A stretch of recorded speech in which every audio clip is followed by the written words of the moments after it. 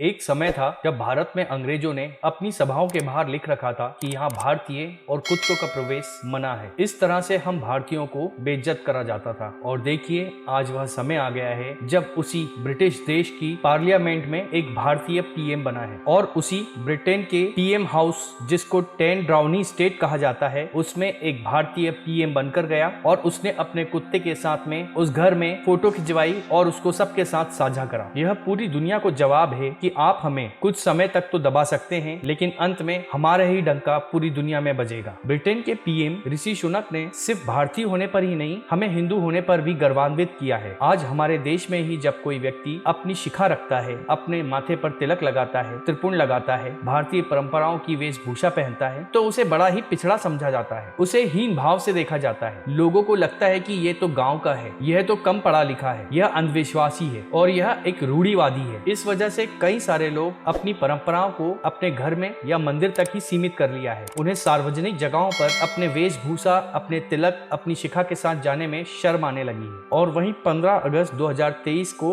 भारतीय स्वतंत्रता दिवस के दिन दुनिया की टॉप 3 एजुकेशन इंस्टीट्यूट में से एक कैम्ब्रिज यूनिवर्सिटी में जब मोरारी बापूजी की कथा थी तब वहां पर यूके के पीएम ऋषि सुनक पहुंचे। उन्होंने वहां हो रही राम कथा में पहुंचकर ये कहा कि मैं यहाँ एक पीएम के रूप में नहीं आया हूँ बल्कि एक हिंदू के रूप में आया हूँ। और सिर्फ इतना ही नहीं, जब उन्होंने अपने मंच से कहा जय सिया राम तो यह क्षण हम हिंदुओं के लिए बहुत ही ज्यादा गौरवान्वित करने वाला पल था।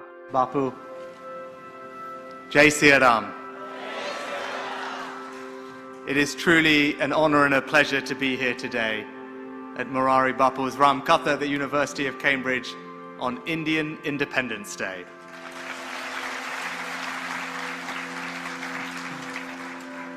Bapu, I'm here today not as Prime Minister, but as a Hindu.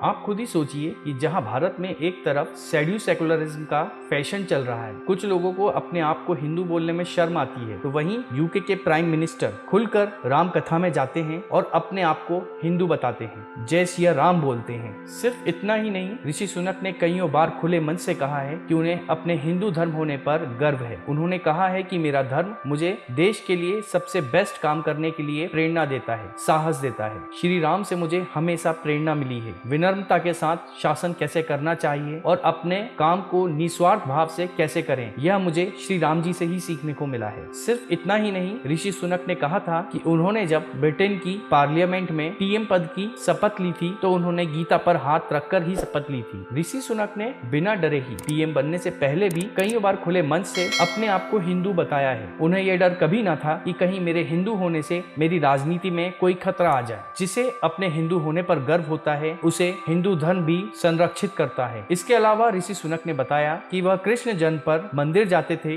दिवालियों पर दीपक जलाते थे और साथ में अब जब वो पीएम हैं तो उनके टेबल पर हमेशा गणेश जी की मूर्ति होती है। उनका रामायण, भगवत गीता और हनुमान चालीसा में पूरा विश्वास है। वह बताते हैं कि बचपन में वह परिवार के साथ मंदिर जाते थे, हवन पूजन करते थे, आरती करते थे और अपने भाइयों बहनों के साथ में वह प्रसाद भी बांटते थे। ऋषि सुनक ने किसी भी तरह की शर्म की वजह से अपने हिंदू धर्म को छुपाया नहीं बल्कि उन्होंने हिंदू धर्म को अपनी शक्ति बनाया और उसे उजागर करा। यही कारण है कि आज वह उस देश के प्रधानमंत्री हैं जिस देश ने किसी समय पर आधी से ज्यादा दुनिया पर राज करा था। वहीं जब हम आज हमारे देश में ही हमारी ही परंपराओं को अपनाते हैं, हमारी पारंपरिक वेशभूषाओं को पहनते हैं तो हमें बड़ा ही पिछड़ा समझा जाता है। इसलिए आप सभी से मेरा निवेदन है कि अगर आप उन पारंपरिक वेशभूषाओं को नहीं पहन सकते, अगर आप तिलक धारण नहीं कर सकते, शिखा नहीं रख सकते तो इसमें कोई समस्या नहीं है, लेकिन कम से कम आप इस बात का ध्यान रखें कि जो इन परंपराओं को मान रहा है, निभा रहा है, आप उसका सम्मान करें। आप उसको पिछड़ा ना समझें बल्कि आप कोशिश करें कि उसको प्रोत्साहन मिले। धीरे धीरे